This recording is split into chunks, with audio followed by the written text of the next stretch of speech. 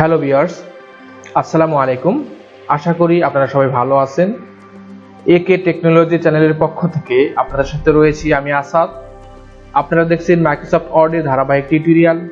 তো আজকের এই ভিডিওতে আমি ইনসার্ট ট্যাবের টেক্সট গ্রুপের ওয়ার্ডআর্ট নিয়ে আলোচনা করব। আশা করি ভিডিওটি না টেনে সম্পূর্ণ দেখবেন। তো চলেন ভিডিও শুরু করি। ওয়ার্ডআর্ট মূলত স্টাইলিশ লেখার জন্য মাইক্রোসফট ওয়ার্ডে ব্যবহার করা হয়। আমরা যখন কোনো লেখা রং তুলি দিয়ে আর্ট করি, ওই জাতীয় কাজ কম্পিউটারে মাইক্রোসফট ওয়ার্ড দিয়ে যে অপশনটা দিয়ে করা হয় সেই অপশনটার নামই হচ্ছে ওয়ার্ডআর্ট। তো এখন আমি আপনাদের দেখাচ্ছি ওয়ার্ডআর্ট আমরা কিভাবে ইনসার্ট করব। তো ওয়ার্ডআর্ট ইনসার্ট করার জন্য আমাকে সর্বপ্রথম হচ্ছে ইনসার্ট ট্যাবে যেতে হবে। এরপরে টেক্সট গ্রুপে ওয়ার্ডআর্টে ক্লিক করবেন। এই যে এইখানে এন দিয়ে যে একটা আইকন আছে, এই আইকনে ক্লিক করলে আপনারা দেখতে পাচ্ছেন কিছু রেডিমেড স্টাইল দিয়ে আপনারা ওয়ার্ডআর্ট পাবেন।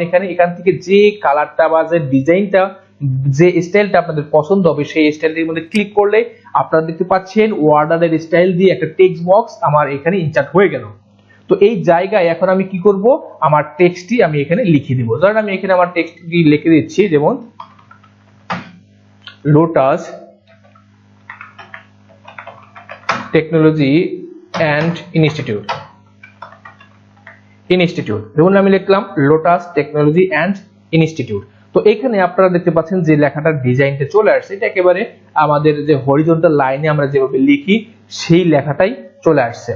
তো এখন যদি আমি বাইরে ক্লিক করি তাহলে আপনারা দেখতে পাচ্ছেন যে শুধু লেখাটা আছে। তো ওয়ার্ডআর্টটা কিন্তু মূলত টেক্সট বক্সের মতোই কাজ করে।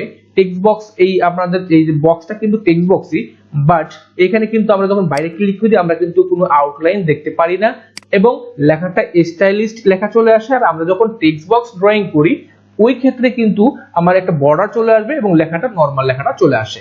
তো ওয়ার্ডআর্ট ইনসার্ট করার পরে আমরা দেখতে পাবো যে এই ট্যাব বারে ফরম্যাট নামে একটা ট্যাব চলে আসছে, যেটা হচ্ছে ড্রয়িং টুলের আন্ডারে।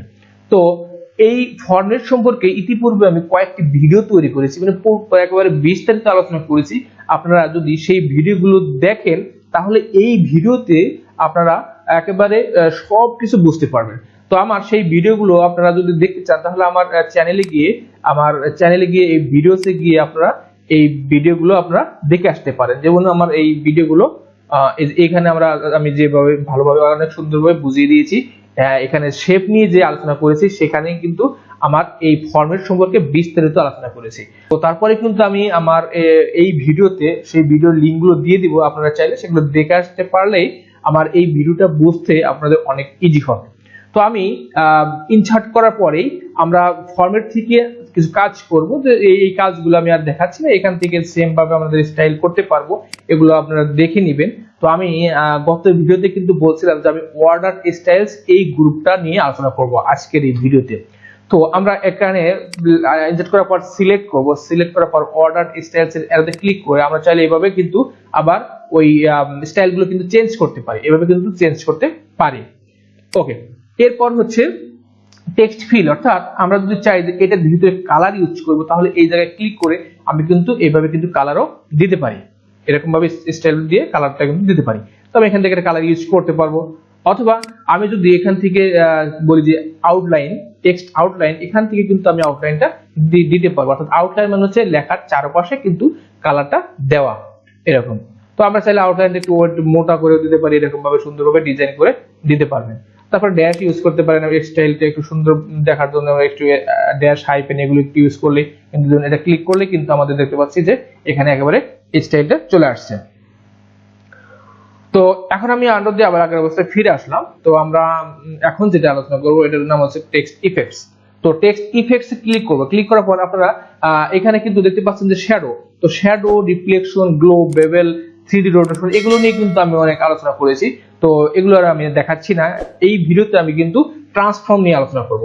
যেমন ট্রান্সফর্মটা কি কাজ করে, ট্রান্সফর্মটা হচ্ছে যেমন ধরেন আমাদের এই ট্রান্সফর্মে ক্লিক করলে আমার লেখাটা কোন স্টাইলে কিভাবে বাঁকা করব, মানে আমি রাউন্ড করব কিনা, আঁকা বাঁকা করব কিনা, জাস্ট এই জিনিসগুলোই কিন্তু আমার এই ভিডিওর মূল উদ্দেশ্য।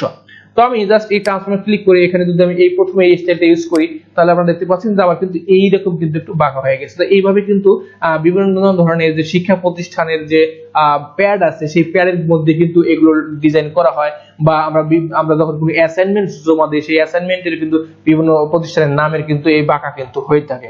তো আমি যদি এটাকে এখন একটু মডিফাই করি, যেমন ধরুন আমি এই যে অ্যাঙ্কার পয়েন্টটা দেখতে পাচ্ছেন এখানে ধরে যদি আমি নিচ দিকে টানি, তাহলে কিন্তু আমাদের কিন্তু এটা কিন্তু রাউন্ডটা নিচ দিকে আসতেছে। তো আমি আবার আরেকটু রাউন্ড করব, এইভাবে কিন্তু দেখেন একেবারে সুন্দরভাবে কিন্তু আমার লেখাটা এইভাবে ডিজাইনটা হয়ে যাচ্ছে। তো এইভাবে আমরা আমাদের ট্রান্সফর্মটা করব। তো আমি আবার ট্রান্সফর্মে যাচ্ছি, এখানে প্রিভিউতে ক্লিক করব, ট্রান্সফর্মে যাব, ট্রান্সফর্মে গিয়ে আমি যদি এবার এইভাবে এটা দেই, তাহলে কিন্তু নিচ দিকে রাউন্ড হবে। দেখেন এটা কিন্তু নিচ দিকে রাউন্ড হয়েছে। তো আমি আবার এখানে যাচ্ছি, ট্রান্সফর্মে যাচ্ছি, আমি যদি এটাকে এরকম স্টাইল ইউজ করি, এখানে বিভিন্ন ডিজাইন আছে, যদি আমি এটা ইউজ করি, এইটা, তো আপনারা এগুলো কিন্তু দেখবেন যে আসলে আপনার লেখাটা কিরকম রাখলে ভালো লাগে ওইরকমই আপনারা এখানে ব্যবহার করবেন। ধরুন আমি এই স্টাইল ইউজ করলাম, দেখেন এটা কিন্তু আমার এইখান থেকে শুরু করে এই দিকে গেছে, আবার উপর থেকে আবার নিচ দিকে নামছে।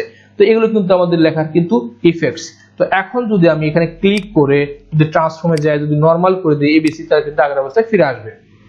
এরপর হচ্ছে আমি যদি এখান থেকে ট্রান্সফর্মে গিয়ে আমি যদি এখান থেকে রাউন্ড করে লিখি, যেমন এই স্টাইলটা ক্লিক করলাম, ক্লিক করলে আপনারা দেখতে পাচ্ছেন যে এই দিকে রাউন্ড হচ্ছে। যেহেতু আমাদের টেক্সট বক্সটা অনেক বড়, তো আমি এটাকে যদি ছোট করে দেই, তাহলে কিন্তু আমরা দেখতে পারবো যে এখানে কিন্তু দেখেন আপনার স্টাইলটা কিন্তু আমার হয়ে গেল, একেবারে রাউন্ড হয়ে যাচ্ছে। দেখেন লোটাস টেকনোলজি অ্যান্ড ইনস্টিটিউট, এভাবে কিন্তু রাউন্ড হয়ে গেছে।